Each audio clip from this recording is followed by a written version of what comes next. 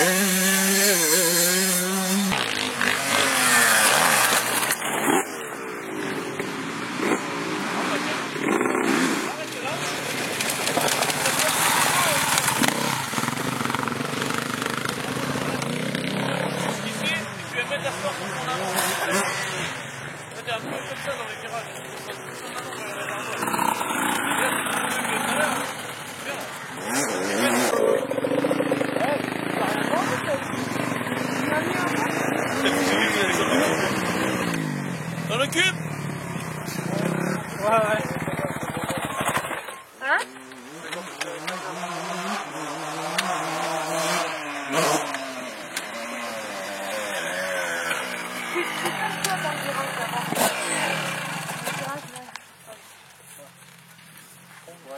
Non, faut pas avoir peur pour nous.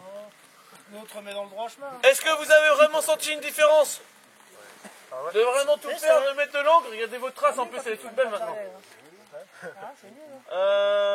David, il faut que tu mettes tes épaules un peu plus dans l'intérieur, t'es un petit peu encore raide, c'est comme François, t'es un petit peu raide des épaules, et du coup, vous balancez la moto, mais il y a les épaules de l'autre côté, donc ça ne va pas le faire dans un virage comme ça, c'est bon dans un virage à plat.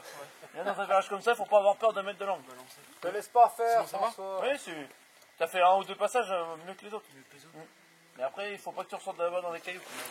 C'est pour ça que tu as fait un ou deux passages vraiment avec l'intérieur du virage. Pas facile. Ben, c'est pas facile parce que c'est un petit peu le même problème que ce matin, vous avez peur de freiner. Donc du coup vous arrivez avec trop de vitesse et puis c'est pour ça qu'au début on n'arrive pas à faire la trace.